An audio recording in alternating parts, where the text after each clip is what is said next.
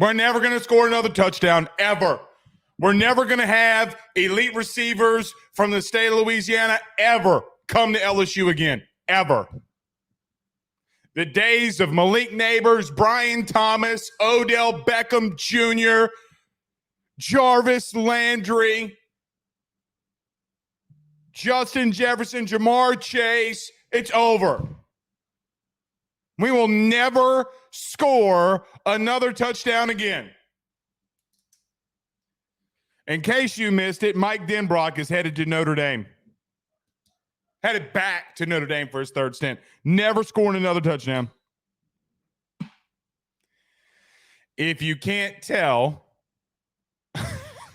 I'm being sarcastic. Highly sarcastic. We are live. Welcome back. Ladies and gentlemen, I am your host, Blake Ruffino. This is Are You Serious Sports? I hope all of you are making it going. We know that we are as well. Got lots to talk about. I do not go live on Fridays. Never have. Never want to. But when big-time news hits, we have to go live. That we are here and that we are doing because, indeed, Mike Denbrock did take a job with Notre Dame. Lots of lies being told. Lots of truths being told.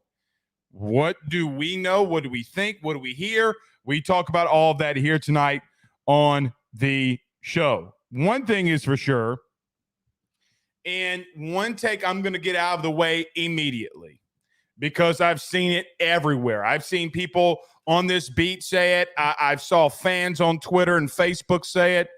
Mike Denbrock was a shitty offensive coordinator anyway. Okay. No, he was not.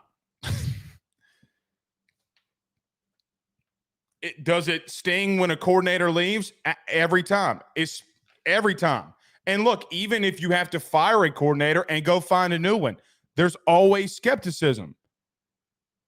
Maybe not so much with Brian Kelly. I mean, guys, he did make the hire to start off with. Also made the hire of Matt House. I fully get that. But nevertheless, I do think that he promoted two guys here today, at least for the bowl game, that will do some good stuff. We'll talk about Mike Denbrock. Who do we think replaces him? Is there someone inside the building that may replace him or maybe not? Brian Kelly and, quite honestly, Scott Woodward have things that they have to discuss. One thing that I want to take, and stay with me here, from Jay Johnson about Scott Woodward in coaching hires. It's going to be applicable to this. Jay Johnson has gone through 3 pitching coaches in the last 3 years, Nate Yeskie being the new one. There was something that Jay Johnson said when Nate Yeskie was hired that stuck with me, not just about baseball, football, like what Scott Woodward's involvement is in here. I think that there's a big lie that LSU didn't match some things. Complete and utter lie. Got that sourced today as well. A&M came calling. LSU fought them off. Notre Dame came calling. Mike Denbrock wanted to go home. So, look, tons and tons to discuss. Another thing that I saw was people immediately giving it to Joe Sloan, not knowing. Like, I asked 2 people today. They're like, hire Joe Sloan on the spot. Where I may not disagree with that, okay, where I may not disagree with it, I asked both people, and actually I think it was 3, I asked 3 people, what kind of system did Joe Sloan run? Neither one of them could tell me the truth. So, what is the truth? Who is Joe Sloan? A little recap into who Joe Sloan is and Cortez Hankton as well, as they've both been promoted to co-offensive coordinators when LSU takes on Wisconsin in only a couple days, and we're right here close to Christmas. So we will talk on that. Other things, LSU announced the 3 portal players today. A lot of people got confused because Brian Kelly, said something he confused about what he said. It came out the wrong way. But LSU announced Jordan Gilbert, Xavier Thomas, and A.J. Swan today officially. LSU gets another recruit on the offensive line. Brad Davis probably needs a raise because all he's doing is absolutely destroying high school football recruiting when it comes to the offensive line. As today, they got a 4-star commit in Coen Echols out of Katy, Texas. We'll touch on that as well. And listen, We will answer your questions. So this is going to be a very informative show, but I'm going to bring you into it. Normally, I tell you what I think. We have a guest. We try to get to as many comments as we can, but we're not always able to. This is what we're going to do here tonight because I have a very strong feeling that there's going to be a lot of questions, thoughts, and concerns. If you're on YouTube, send a super chat. The easiest way for you to get your comment read is to send a super chat. Send 99 cents for all I care. But the truth is, every single night on the show, now that we have added Instagram into the live show, we may get close to 2,500 to 3,500 comments in the show. I don't see all of your comments. At the end of the show, I will be honest with you, a lot of times I don't go back and read them because we got other things going on. Go inside of YouTube, send a super chat if you want to comment, question, thought, concern, or if you're glad Mike Denbrock left. If that's your opinion, send it inside the chat because we do have one already that we will read from C. Hardy in just 1 second. Everybody do us a favor right now. Stop what you're doing. Hit the like and share if you're on Facebook. So many of you listen to us live right now. Stop, hit the like, hit the share to all those Facebook groups because there's other Tiger fans who may have not seen that we were going live. Do us a favor, hit the like and share. Getting close to 6,500 subscribers on YouTube. Rufino and Joe Show, by the way, is killing it. If you hadn't gone over there, just subscribe too. But close to 6,500 subscribers. Do us a favor. Hit that like button. Hit the subscribe. Hit the notification bells. We're putting a lot of content out. We just hired some new people on the team. They're going to be publishing a lot of shorts, reels, all that kind of stuff. So do us a favor and hit that like and share. Wherever you listen to podcasts, rate, review, and subscribe. Listen, I just want to, again, thank all of you that went over to Apple Podcast, gave us a 5-star rating. Some Rudy Poos out there were giving us 1-star ratings because I guess they were mad at us for whatever reason. A lot of you helped us out, and I appreciate it. You can continue to help us out. Go over to Apple Podcasts, Spotify, wherever you listen to us on the audio, or even if you don't, you just watch us live right here. If you have some time, go and do it. Hit that like, hit the subscribe there as well. Leave us a 5-star rating. C. Hardy, what's up, man? Sends a $4.99 super chat. Says, honestly, I don't think this changes a lot of things. We still going to be ready. Well, first off, C. Hardy, thank you for the super chat. I'm going to talk about that a lot. Do things change? I do think things change, okay? But they change for other reasons besides Mike Denbrock, right? Holistically, they're going to change. But I'm not going to sit here and poo-poo on Mike Denbrock tonight. If you want me to come on here and crap on him, I'm not going to do it. I know Mike. I like Mike. Talked to him multiple times. Guys, look, he's closer to home. Family, kids, grandbabies are always involved in these types of situations. I heard a big lie today. Oh, LSU didn't match. That's horseshit. Guys, it's just horseshit. I mean, so you mean, and listen, you don't have to believe me. You don't have to listen to me. You have Bruce Feldman out there that said that Texas A&M did almost the same exact thing that Notre Dame did. LSU counter and matched. So they'll counter and match to A&M, but they won't to Notre Dame. Are you a damn fool? Are you a damn fool? Like, tell me you do not talk to anybody in that building with telling me you don't talk to anybody in that building. Now, this morning, we'll go through the process. We'll go through the timeline as well. But nevertheless, we got a lot to discuss. Let's do this. Let's talk about I got to pay a commercial because it's Monday through Friday. Let's talk about our good friends over at betonline.ag and our good buddy Tyler Alexander over at LPT Realty. Listen to me. If you're a realtor out there, Tyler is growing his team to the next level. I shared all of this on Facebook because that's where he posts it. Guys, he's got men, women. Hell, he just name a realty team better than his. I'll wait because he's killing it right now. You need to give him a call. All that happens is that you have a conversation with him. 225-955-0008. 225-955-0008. Either he'll get your home sold, he'll employ you, or he'll put it up on the market. And, dude, there's nobody better than him. I'm telling you. How many people sell real estate in Louisiana? How many? There are a lot. There are literally a lot. His team and himself, they're the number 2 realty team in the entire state of Louisiana. Give him a call, 225-955-0008. He will get your home sold. Take a quick break. Breaking down Mike Denbrock going to Notre Dame. Who's going to be the next offensive coordinator at LSU? We talk about that next. BetOnline is the fastest and easiest way for you to wager on all of your favorite sports, contests, events, with the first-to-market odds and lines. Find reviews for all the news for each league, including Major League Baseball, NFL, NBA, NHL, combat sports, college sports, esports, and even golf.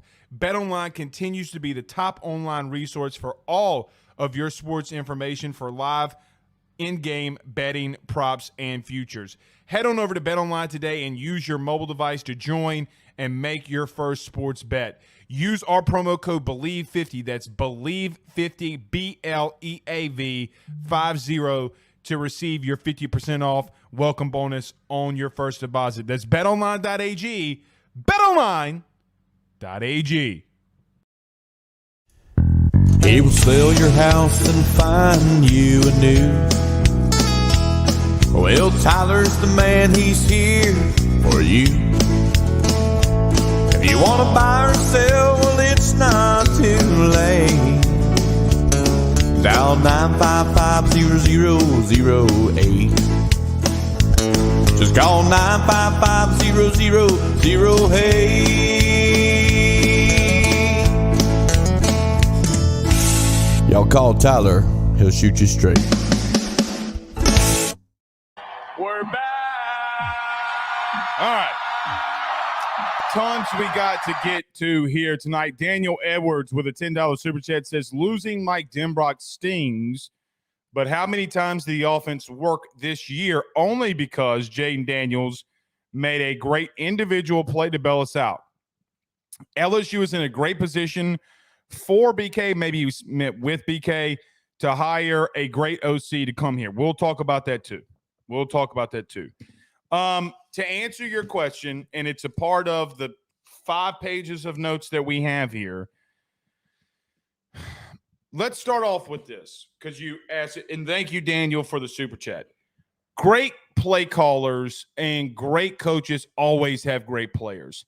Name a Hall of Fame coach. Name a Hall of Fame guy that's done it for a long time, that, and especially in football, that hasn't ever really had great players. They've all had great players, and great players make great coaches look great and be great. That's what makes guys like Nick Saban and I'll just throw him in there, Kirby, even at times when he was winning national titles, Dabo. That's what happened all the times that LSU either played or won for a national title. Guys, they had great players. The reason that college football is what they call chalky is mainly due to the fact a lot of those teams have elite players, not just good, not just great, but most of those teams have elite players. Mike Denbrock is a part of that with Jaden Daniels. But let me say this. I am not going to poo-poo on Mike Denbrock going back to Notre Dame. I think Notre Dame got better today with Mike Denbrock. They got a transfer quarterback in Riley Leonard from Duke that's headed up that way. Let's see what they can do. But let's talk about what Mike Denbrock did at LSU. Guys, they averaged, and you can even go back to 2022, where they averaged 34.5 points a game. They were in the top 25 there. They threw the ball for about 270 yards a game, ran it for 184 yards a game, averaging just north of 450 total yards a game. You come into 2023, LSU's number one in almost every statistical category. They're the number one total offense. They're the number one scoring offense, 46.4 points per game. The best total offense in the country, averaging over and close to 100 more yards than they had the year before, and almost 550. In the 2 years that Mike Denbrock was the offensive coordinator at LSU, they averaged over 500 yards per game, over 40 points a game, over 300 yards passing a game and over 200 rushing yards. Now, what you can say is, and I don't disagree with you, that Jaden Daniels made a lot of those things happen. You're damn right he did. You're damn right he did. And you know what? That's what happens when great players and I say great coordinators, but I think Mike Denbrock is a really damn good coordinator. And it does hurt when a damn strong, experienced play caller leaves your program. And not only that, man, he was really good at recruiting. He recruited at a high level, getting guys like Mason Taylor when he first got here, Mac Markway, Jackson McGohan, who did transfer, Kamarian Pimpton, and was the lead recruiter for a guy you just signed a couple days ago in Cortez Green. Now, some of those guys would come here regardless. I think Mac Markway, Mason Taylor always kind of felt like he was coming here, and so did Cortez Green. But you flip a big-time guy in Kamarian Pimpton, you go and get a guy in Jackson McGohan, I understand, left your program, you still recruited him to here, and he committed to here, and he moved on. Good for him. But this is not the end-all, be-all for LSU. Brian Kelly is in a very unique, I wouldn't say unique situation, because this happens every year to every coach when they lose a coordinator. But he's in a unique situation where the guy who is a really good friend to him, who he's made his offensive coordinator multiple times at multiple different stops, whether it be at Notre Dame the first go around, or when Mike Denbrock came back, then went to Cincinnati with Luke Fickell. Then he comes to LSU, leaving Cincinnati to help Brian Kelly jumpstart his program at LSU. I will tell you, I'm pretty sure that those guys are still pretty close, and that Mike, who is a Michigan guy, wanted to go back home. About an hour and a half is where his hometown is. Going home for him. I saw Preston Guy make this analogy. It's not a great one, but it's a good one. It's like somebody being from New Orleans. I don't think it's like somebody being from New Orleans. I think it's like somebody being from like Houma, somebody from being from like Shreveport. I know that's a little further, but coming home and being in Baton Rouge, closer to home. I'm okay with that. And I don't blame Mike Denbrock for wanting to be closer. It's where he grew up. It's where he coached a lot of his years, is in the northern, midwestern part of the country. Good on him. But I want to say this, and I think this is what a lot of you LSU fans feel. What you feel is number one, is that Brian Kelly and LSU has a little bit of egg on their face, because it's Brian Kelly's old school coming in here and getting the OC. I feel you. I understand where you're coming from. But here's the kicker, and here's when he left, what I ultimately feel. Now, you can say that, well, Blake does a podcast, he does a show, he's on episode 838, he's an ultimate LSU guy. Some of that is true, but you know that I will tell you the truth no matter what it is. We told you the truth about their signing class. Like, hey, man, it's a good class. You missed in one big area. You can be mad at me at that all you want to. The class is really good. They missed along the defensive line. I don't think that Mike Denbrock leaving, I'm not going to say it's not a big deal. You're going to fix this. And Brian Kelly is an offensive dude. A lot of what you will see moving forward from LSU offensively, it's like what Saban does at Alabama. You don't bring your offense to Tuscaloosa. You bring your thoughts and talents and what you want to do. You bring yourself to a place. It's the same with Brian Kelly. Brian Kelly has had seasons where he's actually called plays. He did it at Notre Dame, and they were pretty stinking good when he did it. He could do it now if he wanted to. I thank Mike Denbrock for what he did. I like Mike a lot. Like I said in the beginning, I've talked to Mike. I like Mike. We've had conversations. I love the way that he coached. I love the energy that he brings. But I think you, number one, have some really talented guys in that building already. Guys like Joe Sloan, guys like Cortez Hankton. Frank Wilson's been a head coach. Guys, those three dudes right there in and of himself. Now, I'll talk about Brad Davis in just a moment. But those three guys in and of themselves, Cortez Hankton played multiple seasons in the NFL. Joe Sloan has either been an offensive coordinator or co-offensive coordinator since 2015 before he came to LSU in 2021 or 2022, excuse me. He's been a part of calling plays for a long time. This is not his first rodeo.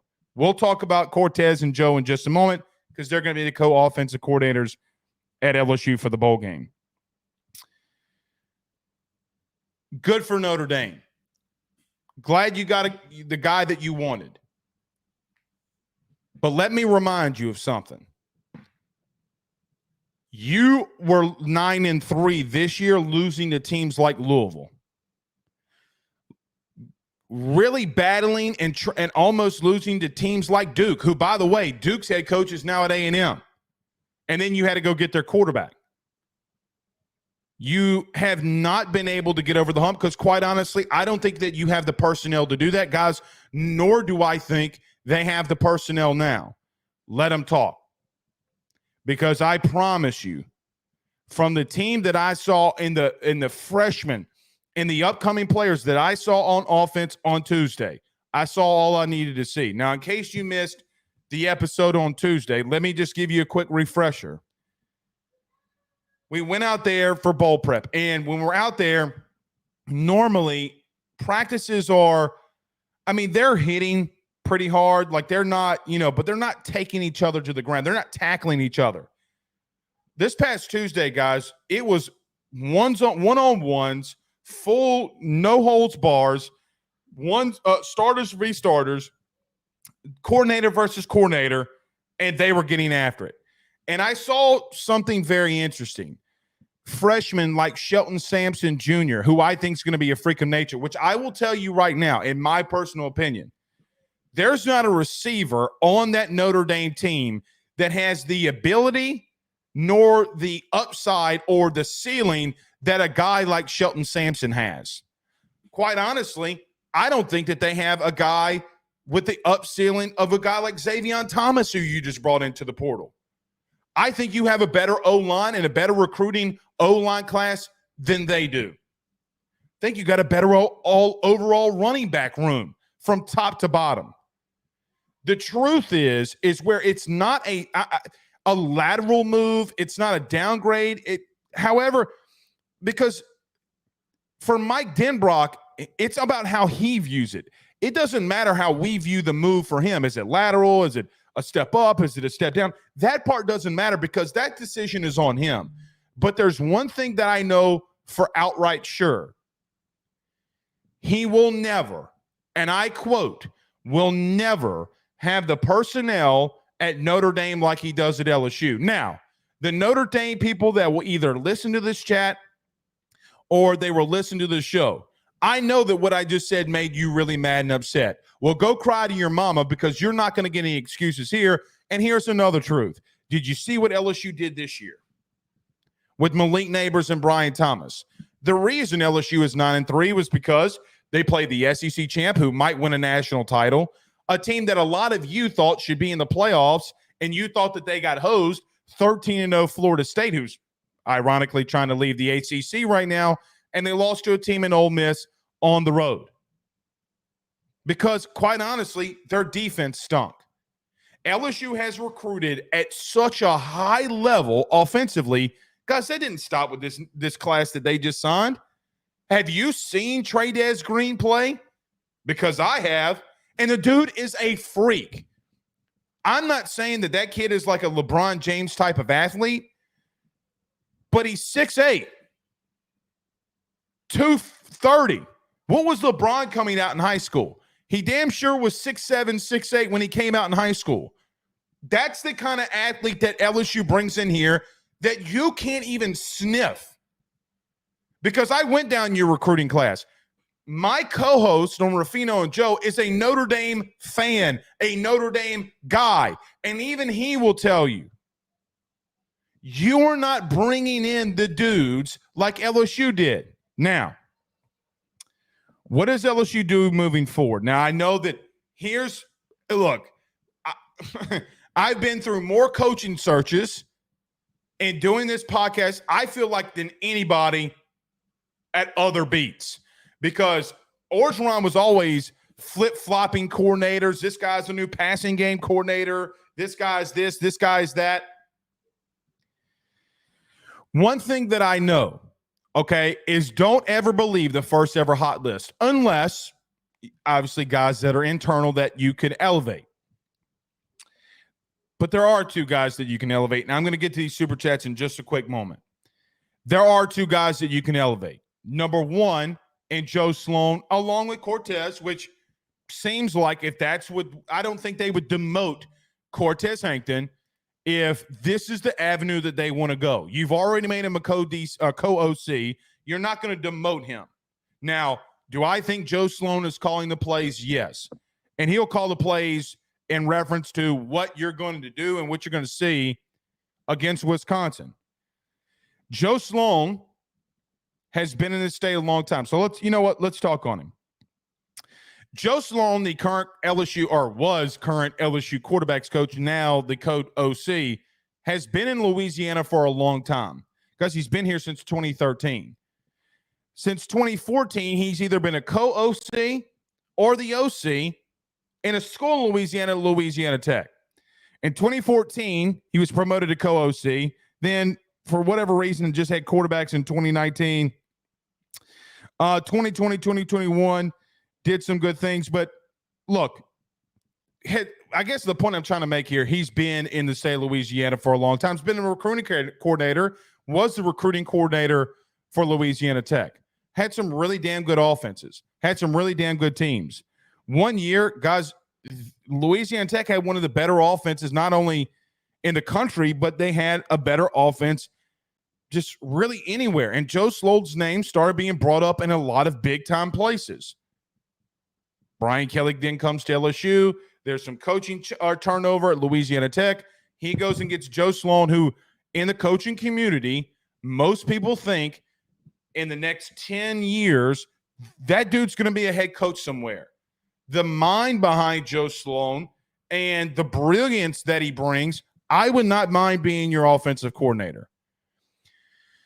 I specifically wouldn't mind it because he would be under a coach in Brian Kelly as well. Now, look, BK is going to run the things that he wants to run. He's going to do the things that he wants to do. Now, he allowed Mike Denbrock to have a little bit of leeway because they've been together so much. But it kind of felt like in all of this that, look, Mike might either retire, get a head coach somewhere, and Joe Sloan, and quite honestly, Cortez Hankton, were being groomed into this position. This won't be the first time that Joe Sloan's called plays. This isn't a Durante Jones type of scenario. Now, you may remember the Durante Jones, the defensive coordinator, the last defensive coordinator under Ed Orgeron. The only time that he called plays was like in high school, like when he was a high school coach. It's not the same situation.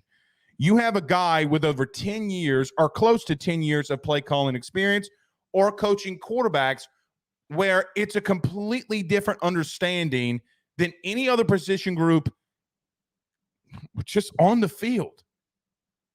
He's got to know what Mike Denbrock wants to run. He's got to get guys prepared. And look, I think Jane Daniels will tell you this. And I know for a fact Jane Daniels would tell you this. Joe Sloan, when you spend that much time with a coach and a human being, Joe Sloan is a big part in his development and him taking that next step. He's not the reason, but you know what else is true too? At the end of Texas A&M game, I saw Joe Sloan. I'm assuming was his daughter that he was holding. I saw Joe Sloan and Jane Daniels embrace, and Sloan got teary-eyed, man. It got emotional because of just seeing where Jaden had come from the place that he started at LSU and to him finishing and winning the Heisman Trophy. It's a big deal. And if you did promote him as the next OC, it would not bother me in the slightest. I think he could be ready for this if he got the opportunity. Now, do I think that ultimately BK goes there? I don't know. Like, guys, we're not even a day into this. Do I think Brian Kelly had about a 24-hour window to start getting things rolling? Yeah, 1,000%. Think him and Mike Denbrock are still, like I've mentioned 3 times now, are very close. But you still need to do due diligence. You still have to do your due diligence on guys that are out there, because the truth is that there is going to be a laundry list of individuals and coaches that are either current OCs, even maybe some current OCs inside the SEC, or current OCs that are up-and-comers or big names at other programs that maybe want to change the scenery. You got to kick the tires. Now, Brian Kelly has Scott Woodward. Now, I'll get to this in just a quick moment about how I think that this is going to go now that you had the first coordinator change at LSU.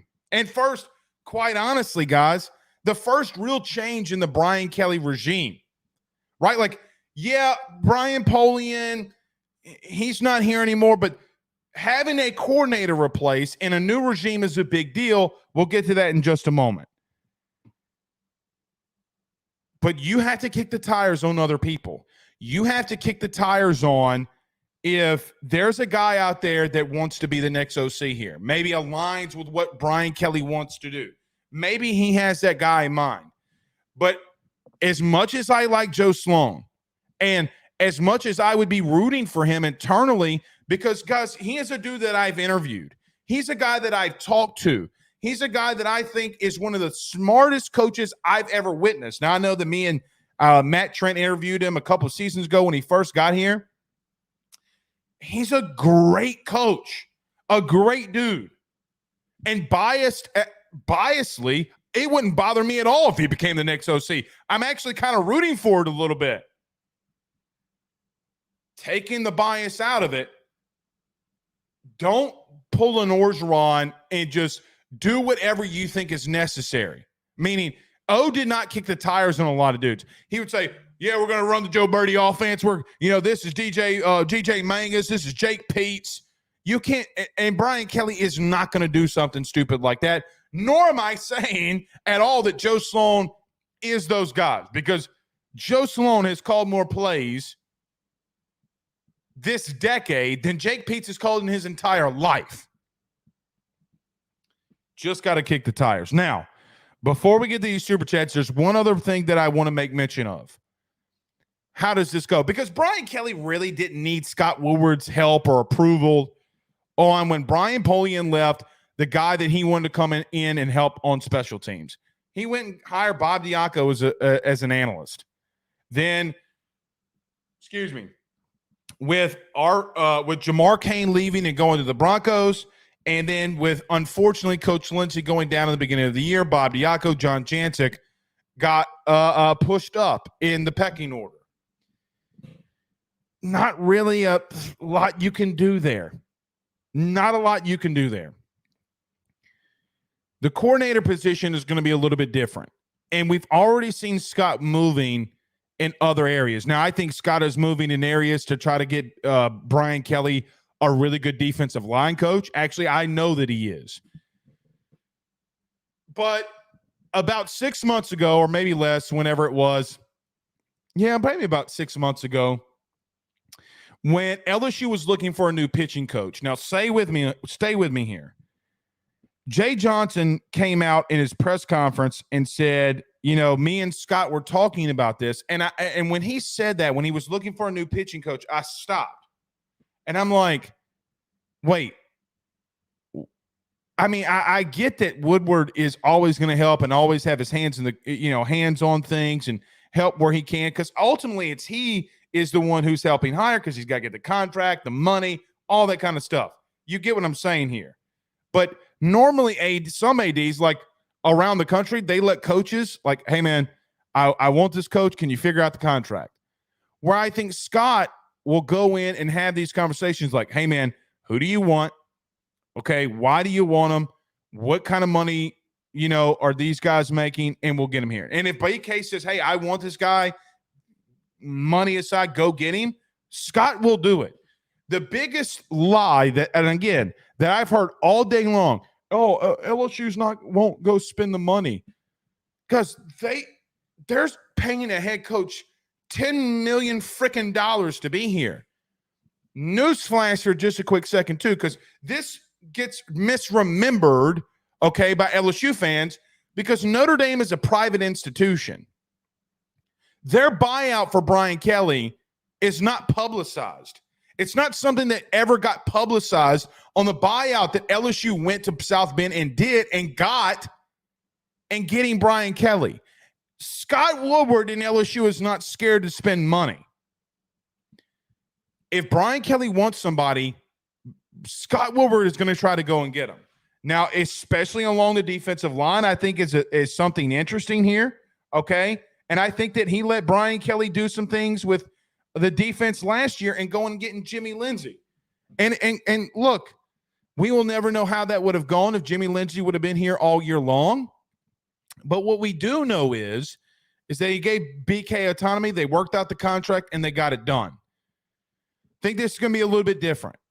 I think they're going to be strategic in how they do things. If it is somebody on the outside, if it's Joe Sloan, Cortez, Hankton, hey, man, guys, congratulations on the promotion. Now we're going to go hire a tight ends coach. If we don't elevate Terry Malone, who a lot of LSU fans should know because he was with the Saints for a while. If they elevate Terry Malone, he coaches tight ends, good on him. Terry's been in the league for a long time. He's coached in college. I think Terry would do some good things because, look, he's forgotten a lot more football than any of us know.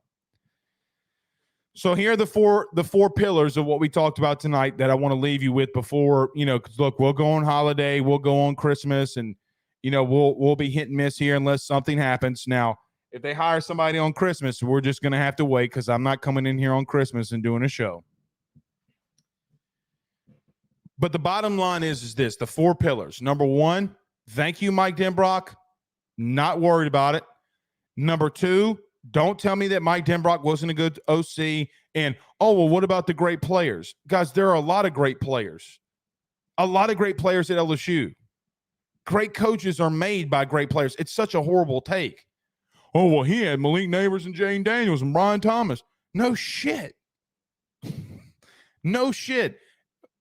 Why do you think that the continuity was the way that it was? Mike Denbrock is a part of that. Because he's a part of that. Number three, would not mind Joe Sloan, Cortez, Hankton, elevation. I like Joe Sloan a lot. He's called plays before. He's done it at a really good level. He's done it really good.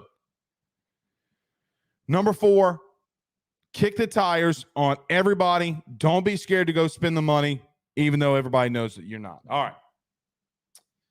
Let's get to a lot of these super chats. You got a lot of them firing in here. If you have a question, thought, concern, if you're on YouTube, send us a super chat. We'll get your comments read first.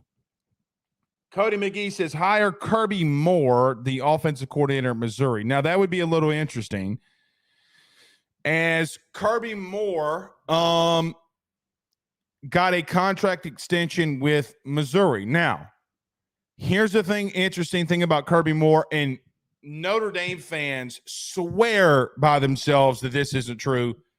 I have been told that this is true. Now, who are you going to believe?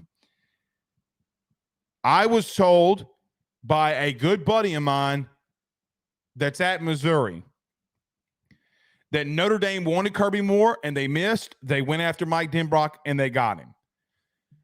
Missouri worked a contract to get him a obviously more money and obviously paid in more years. If LSU and Brian Kelly wanted Kirby Moore, they can go get him. Now, if there's one thing I learned, and it's like the three things: death, taxes, and everybody saying, go get this guy, go get that guy, go get this guy, go get that guy. It's not how it works. Would I like Kirby Moore, the offensive coordinator in Missouri?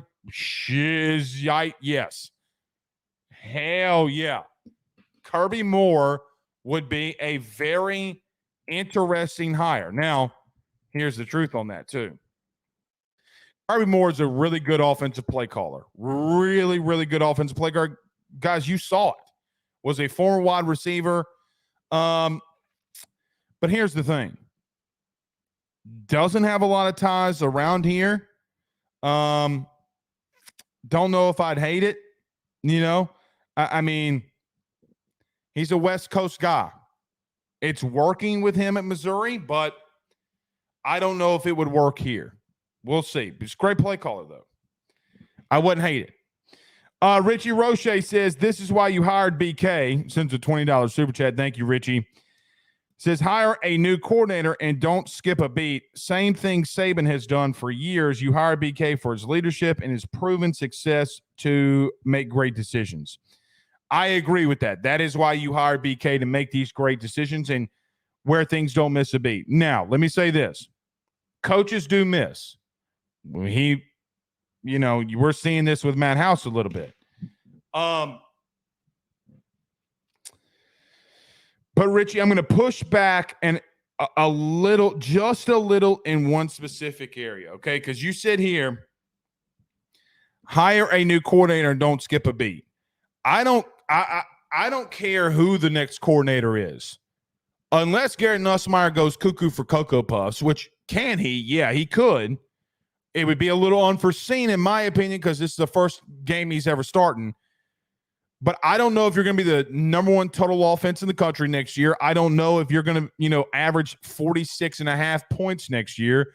I certainly do know one thing's for sure. You're not going to have a quarterback that can run like that. You're going to take a step back. You're 1,000% going to take a step back. I know that you probably didn't intend it that way. I know that you didn't. I'm just saying that you cannot judge next year's offensive coordinator based off of what Jaden Daniels, Mike Denbrock, and this offense did a year ago. You got a lot of question marks. And look, here is one concern. If there is a concern that I have, I don't know if it's a concern for me or something that we just have to wait and see. When you have a lot of pieces that you're having to replace, it can be a little bit scary. Now, you got a lot of offensive line pieces returning, and you got a crap load of talent at receiver, running back, and I think Garrett Nussmeier is really good. But here's the truth. You're replacing a center. How good can DJ Chester be?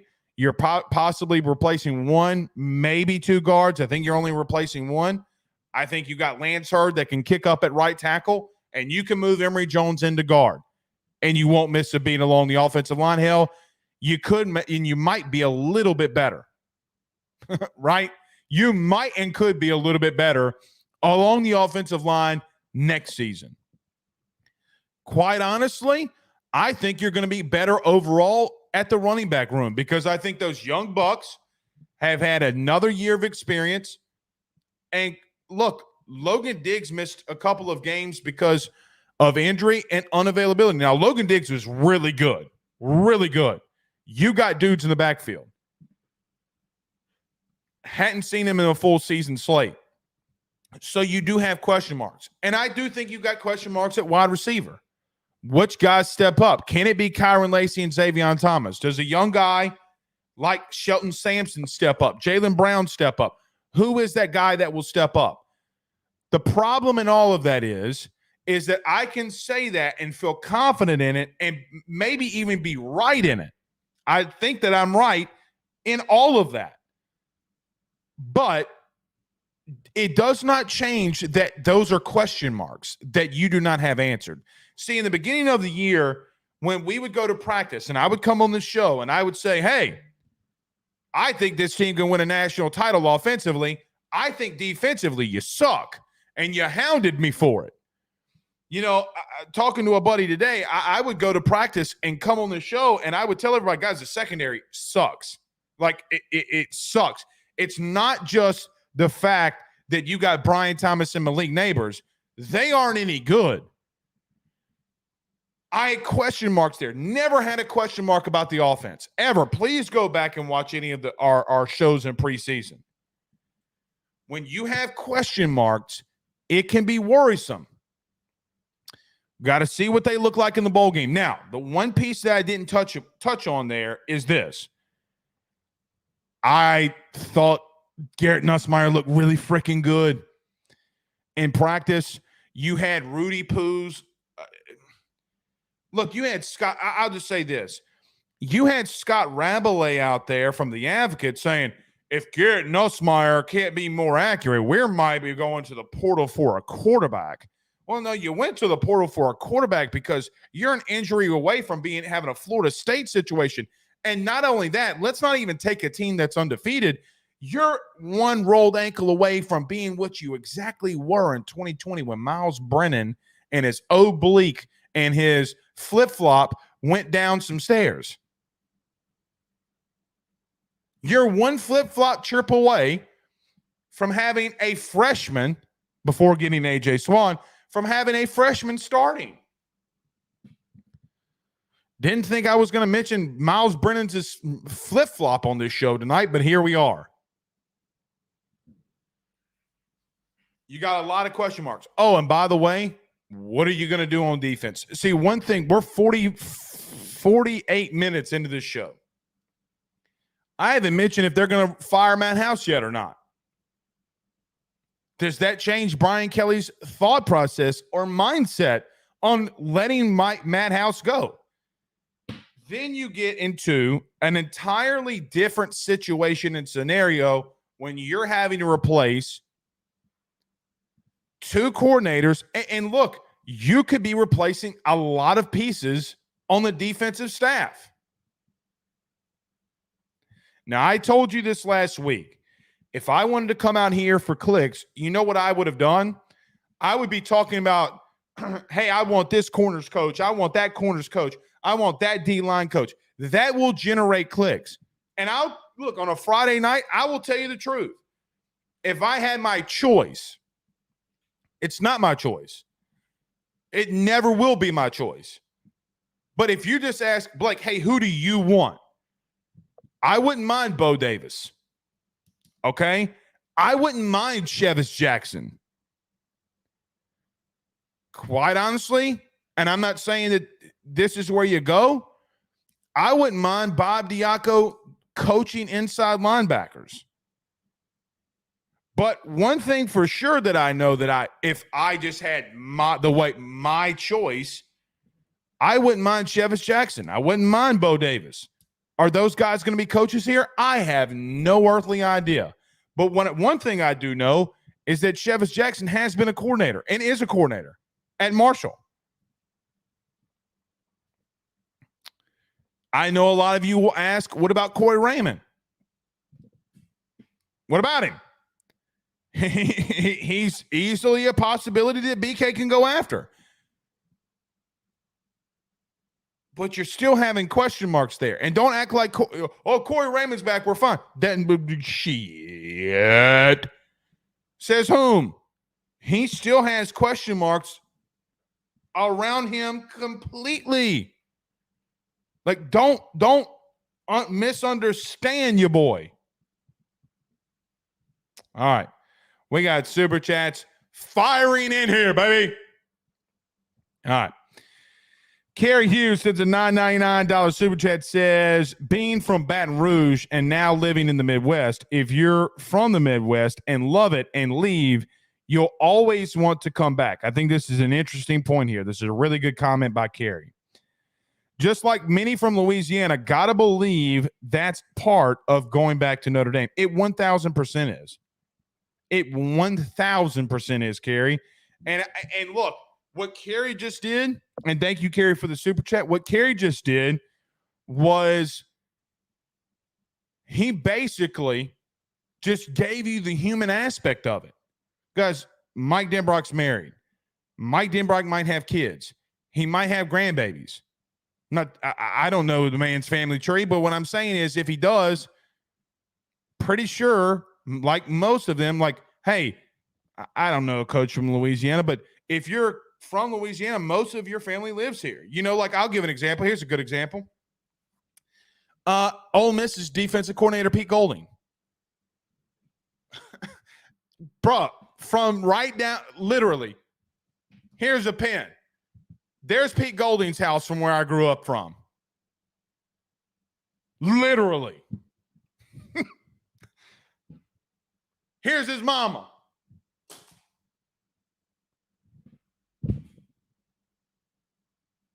Speaking of coordinators, by the way. God bless it. That dude should be here. Kerry brought in the human element, and you always got to bring in the human element. So when you ask, is it a lateral move? Is it an upgrade? Is it a downgrade? Guys, it doesn't matter. Like, it does not matter because it only matters to Mike Denbrock. It's the only person on planet Earth that matters to him and his wife. It's the only people that matter to. You don't have to understand his logic, because his logic doesn't have to benefit you or me or any Rudy Poo. None. All right. Daniel Edwards with another $5 super chat says Saban replaces coordinators every year. That's expected to happen in championship caliber years. Georgia had a new OC this year. Let's go. Yeah, you can't expect you can't expect for you to have the year that you did offensively and there not to be people to come after Mike Denbrock. Guys, literally Mike Elko's first order of business, the new Texas A&M head coach, the first order of business that he tried to lay down was that he wanted Mike Denbrock as his offensive coordinator.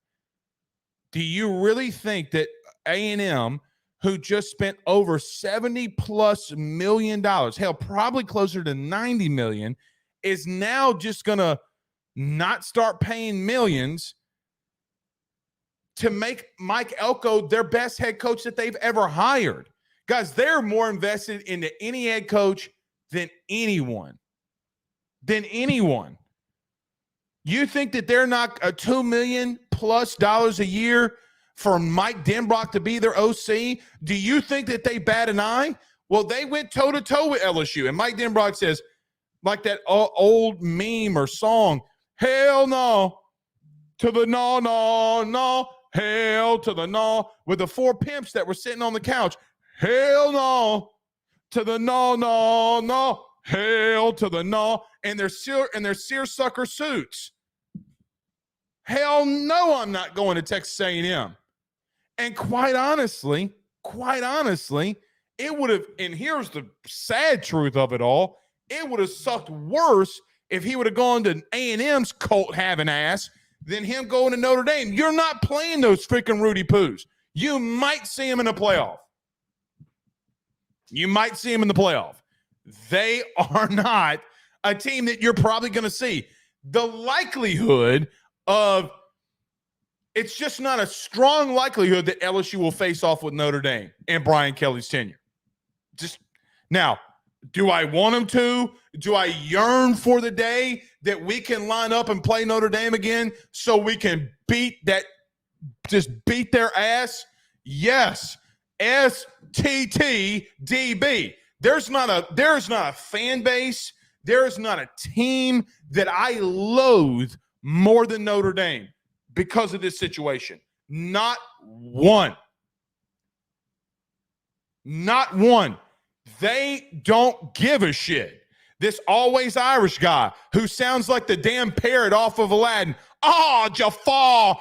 Like, dude, you are the most obnoxious human being.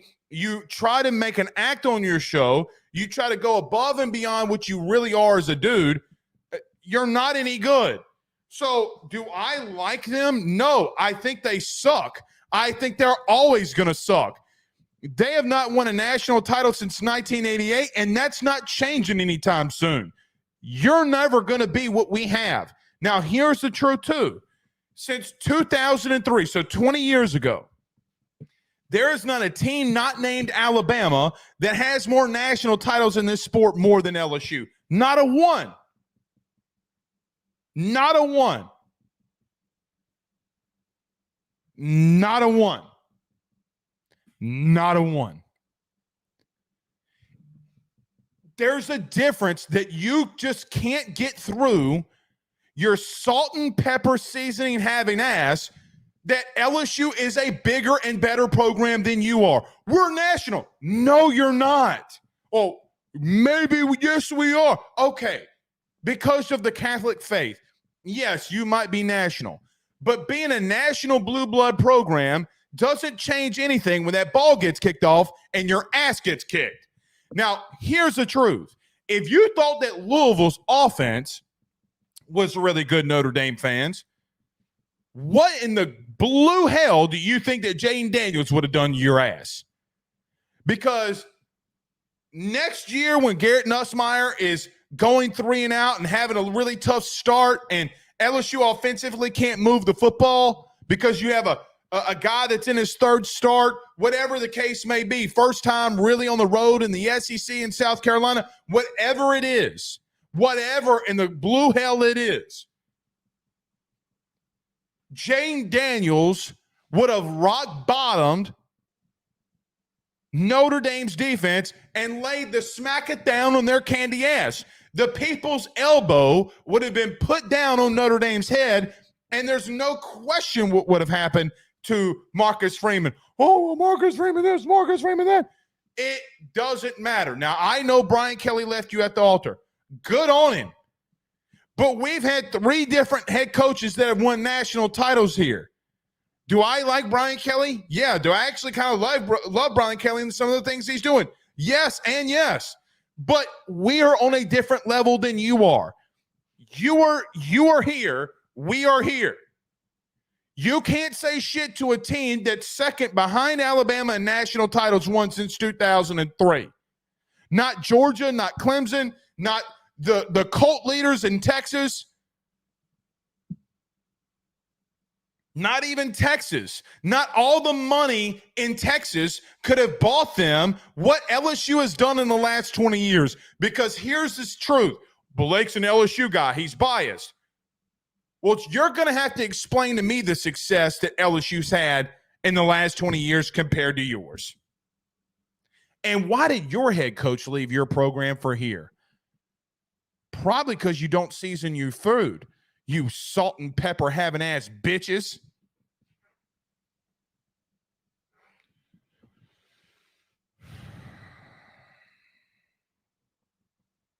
We season our food. We season our food. Salt and pepper is spicy.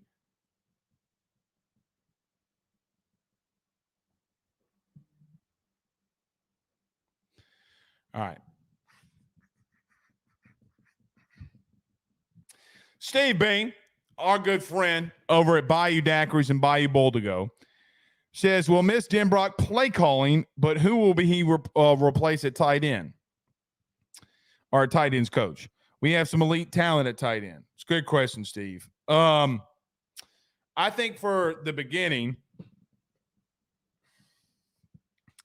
Terry Malone, who and look, let me just do this. Because Terry's got such a and if you're an LSU fan or a Saints fan, I should say, you should remember Terry Malone for what he did with Jimmy Graham. But Terry Malone, look, older guy, okay, from Buffalo, New York, started his coaching career in 1983. That should tell you something. He was at Michigan from 1997, was offensive line coach and the offensive coordinator of Michigan from 2001 to 2005, was fired, then was with the Saints. So was with the Saints during pretty much all of the great Breeze era. Like was the tight ends coach, which, by the way, the Saints had great tight ends. Terry Malone was in New Orleans from 2006 to 2014 when Sean shook everything up. He went to Purdue in 15 and 16, was offensive coordinator in 16 too for just a brief stint. Western Michigan, then Bowling Green, where he was offensive coordinator when he got fired. So, I mean, look, man, he's had a lot of success with the Saints. If I remember correctly, was actually on his way to the Patriots, and Sean Payton nabbed him, won a Super Bowl, and guys like Jimmy Graham, dude, like Jimmy Graham always speaks glowingly on Terry Malone. Watermelon. Michael Moore says, what is Sloan's style? Never paid attention to his teams at Louisiana Tech. Now, we talked about this in the past before. Here's the thing. Okay, I don't think that what Sloan did at Tech is what they would do here, but basically they'd run a lot of stick combo routes, a lot of wheel routes, real routes to the outside, little post reel. Liked a lot of the quick game stuff. Now, here's like Denbrock. Sloan was very balanced when he called plays. Like one year, I think it was maybe 18 or 17. The best year that they had under Sloan, they threw the ball 36 times a game and ran the ball 36 times a game. It was basically like they threw for 270, they ran for like 170, like they were very balanced. So a lot of inside zone, a lot of counter, but I don't think we're going to do that, right? Like I don't think that we're going to do that. I think you would run a lot of the principles and what BK would want to do. Thank you, Michael, for the super chat, and he sends another one saying, Michael Moore says LSU should at least give Notre Dame the buy one, get one free deal with Matt House. I agree, buddy. Thank you for both of those super chats. All right, a couple more, then we'll get out of here. Richie says, totally agree, Blake. Since another $20 super chat. Thank you. Says, wasn't expecting the same result next year. Was just making a blatant statement. I'm with you, brother. Says that's what you need, that you had the BK hire for. This is not a CEO model. Much more stable and proven system BK runs. I expect different offense. Yeah, I'm with you, and I got you. I feel you there. I know that what you meant. I'm just saying in general because we got to say in general. Yeah, things will change, and I don't think the system of what BK wants to run will change, though. And so I agree with you there. To your point, and something that we hadn't talked about a lot too, is that BK's taken a lot of criticism. Some of it rightfully so, some of it not so rightfully so. Look, man, he's got 30-plus years of experience of hiring and firing offensive coordinators. Got to make right calls here. He's got to make right calls here. He can't stay put on some things. He can't just, settle. You can't not fire Matt House because Mike Denbrock walked out the door. Right? Like, it just can't happen. You might have to replace two different coordinators, but I think you're bringing in a really good freshman class. I think that you've rebuilt your roster. You're at the 85 scholarship limit. You got to develop. And look, I think that they have, right? Like, look, I'm using this kid as a poster child of this. Probably shouldn't say kid, but guys, how do I want to say this? From the last practice I saw of a guy like Shelton Sampson to what I saw now, the first practice that I saw, like a Tyree Adams first practice to now, because it's a light year. They've recruited through the high school ranks at a really good level that is going to pay off. I promise you it's going to pay off. Not losing guys to the portal. Because you forget last year you had a top 5 class. You also forget that you had a top 5 class the year before that. Some of these dudes are really about to start hitting. Pause, but they're about to start hitting. I promise you. I don't think that you had the secondary issues that you did this year. I really don't. Speaking of another guy, and here's the thing. I keep talking about him, but it should be said. Okay? It should be said. Did I miss a super chat? No. All right, I got the rest of these 3 here, guys. Yeah, thank you. God dog it. What were we talking about? Guys, remind me in the chat. What was I just talking about? What was I about to talk about? Y'all freaking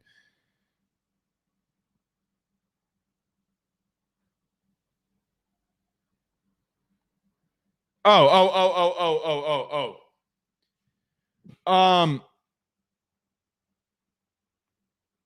Look, the way that Another guy that I've made a poster child, Ashton Stamps.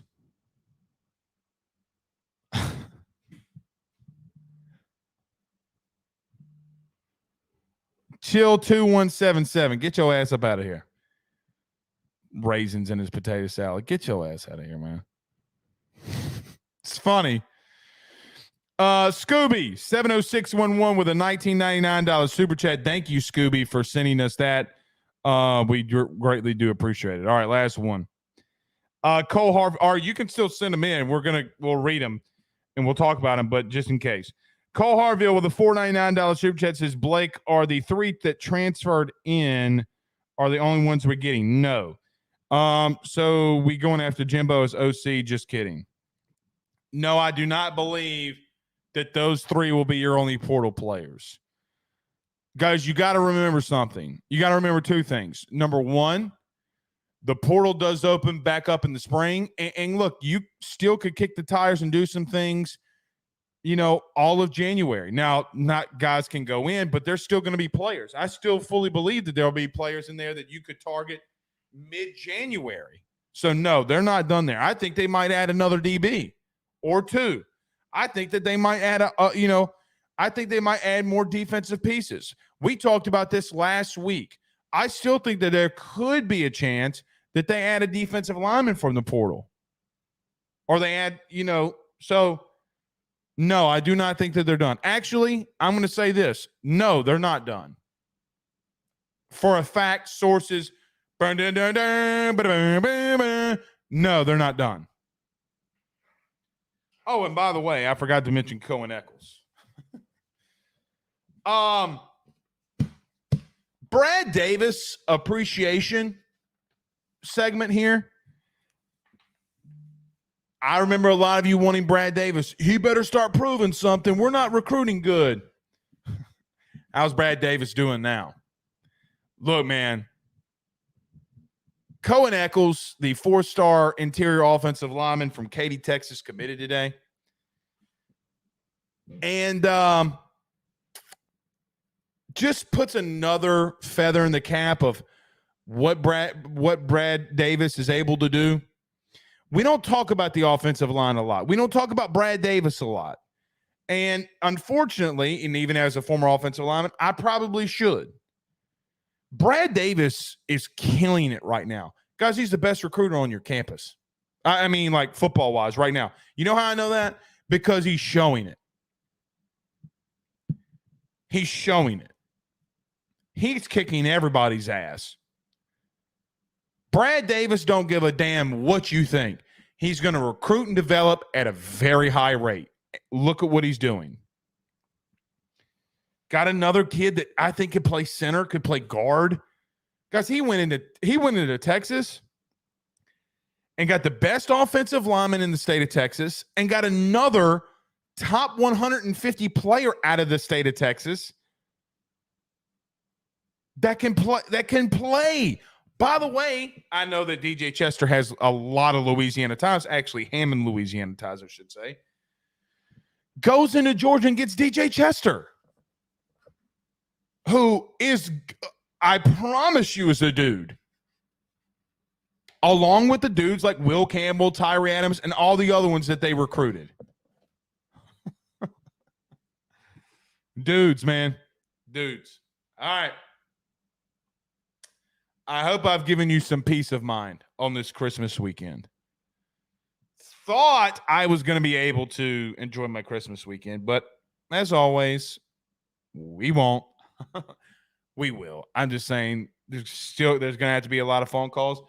I have a phone call scheduled at 8:30 to talk about some coaching stuff. Agents will agent, man. See y'all soon. Y'all have a Merry Christmas and a Happy Holidays. We will talk to you before the holidays. We'll talk to you before January 1st, I promise. But I won't. I don't think I will talk to you before Christmas, but in case we do, have a good one. Hope you get a lot of presents. Spoil your kids. Kiss your mama. Shake your daddy's hand. Give him a hug. Tell everybody you love them because, man, you never know when. You never know when it could be, it could be their time. Spend this time with them, love on them, kiss on them, tell them that everybody at AYS told them Merry Christmas. Y'all have a good one. Peace.